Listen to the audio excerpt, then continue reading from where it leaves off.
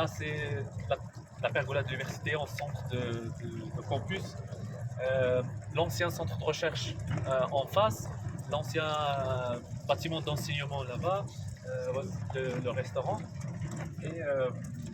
Et jusque là, on a C'est toujours Riccardo Bofill qui a fait le projet. Exactement. Même première phase, deuxième phase, et il continue toujours à travailler sur la troisième phase de l'université aussi. Samboro, oui. Exact.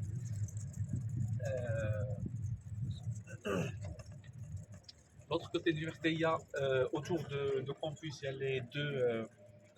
y a les bâtiments d'hébergement des étudiants par les deux côtés de l'Afrique. Par exemple, le water scarcity, food security, etc.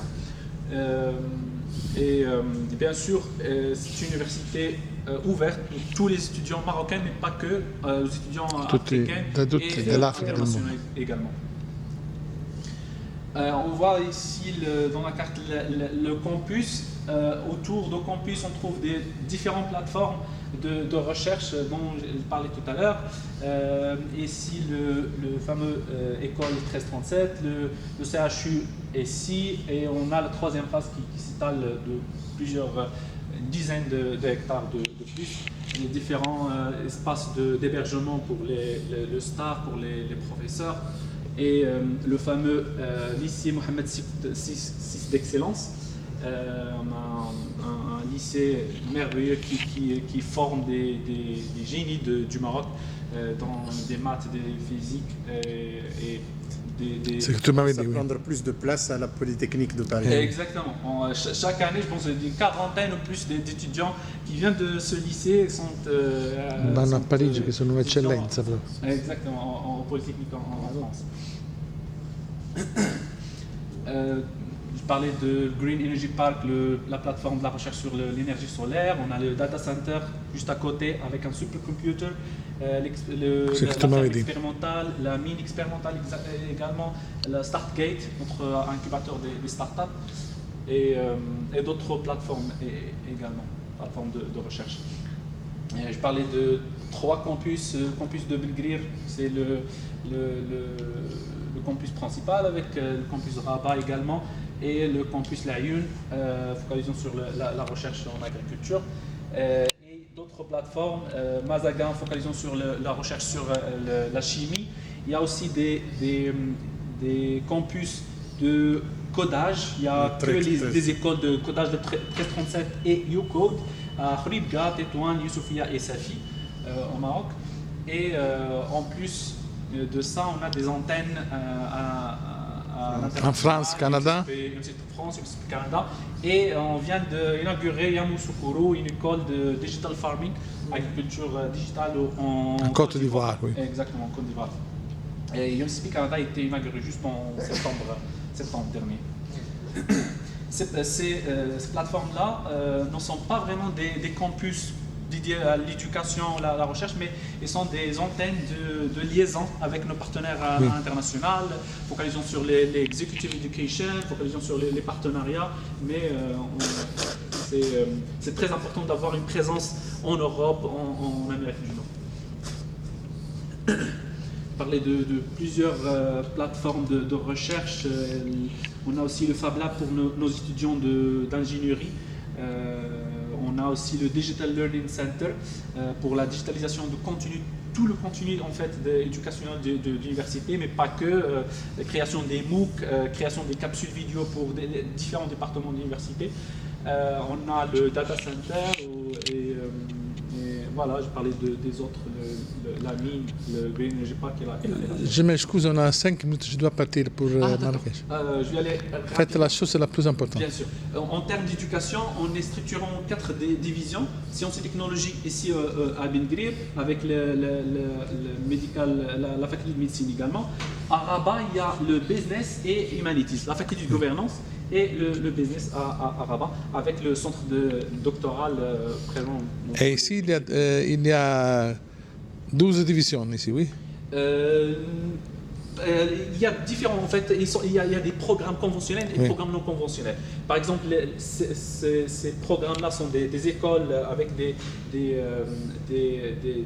des diplômes et tout, mais on a par exemple le Mahir Center 1337, sont des programmes non conventionnels qui sont spéciaux. Je vais aller rapidement pour présenter un peu plus dans la slide des étudiants. Là, ici, on a en total 7229 étudiants.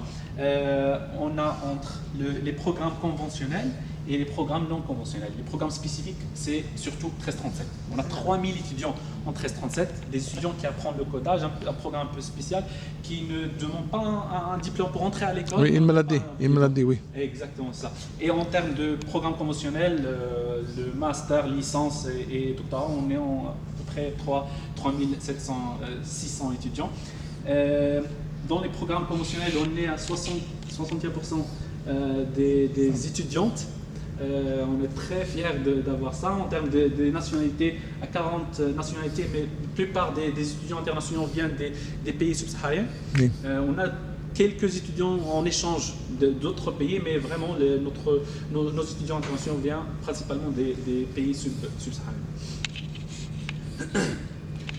On essaye d'avoir des partenariats partout dans le monde et par exemple certains programmes éducationnels de l'université ont été élaborés, créés en partenariat avec des universités internationales. Par exemple, notre programme médical a été créé en partenariat avec à titre d'exemple Excellence in Africa qui est une initiative lancée en partenariat avec le PFL en Suisse pour financer des étudiants en doctorat qui sont des étudiants africains dans des institutions africaines pour des bourses de 80 000 francs suisses. Mais ils doivent rester en Afrique, mais ils ont voilà, exactement, ils ont la possibilité d'aller à l'EPFL pour faire un an d'échange. Ils doivent revenir. Exactement. Et on finance également des projets de recherche pour des junior faculty, des professeurs juniors, des professeurs assistants pour les encourager, bénéficier également des collaborations entre le PFL et l'UMCSP, pas que le côté financement, mais aussi encadrement par des professeurs de l'EPFL. En termes d'entrepreneuriat, je parlais tout à l'heure de StartGate. On a tout un écosystème d'entrepreneuriat qui peut accompagner le start-upper qui a une idée, soit étudiant, staff ou un membre externe, de l'idéation jusqu'à le financement.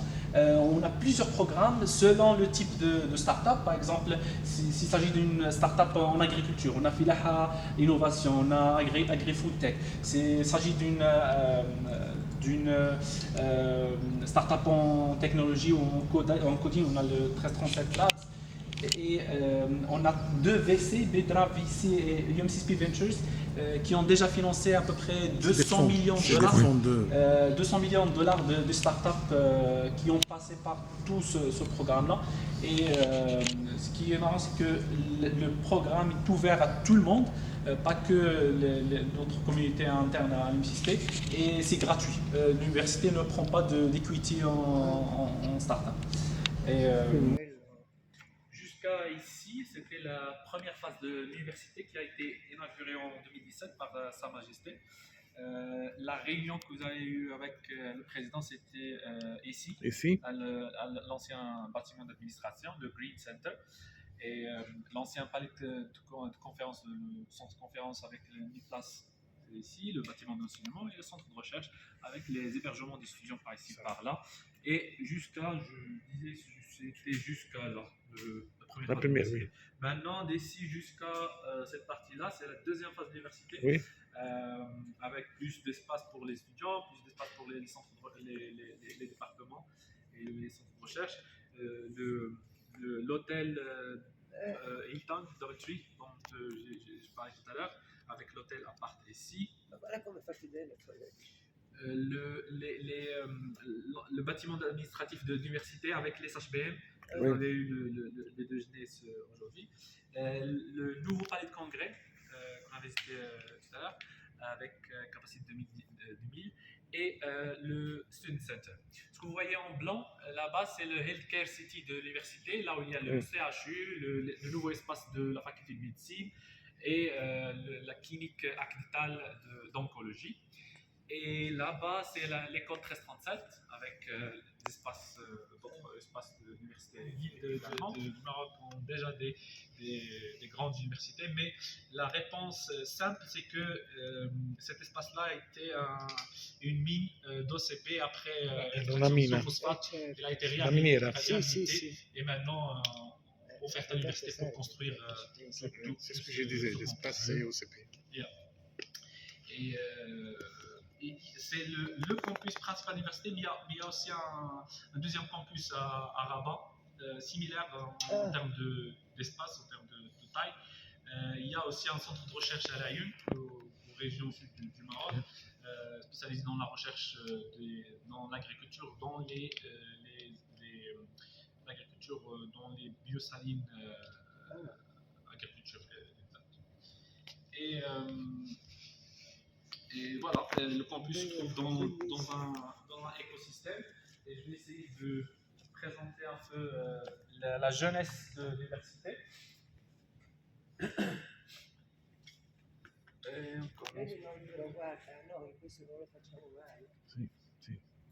Incorporer un centre de recherche de l'université, d'OCP.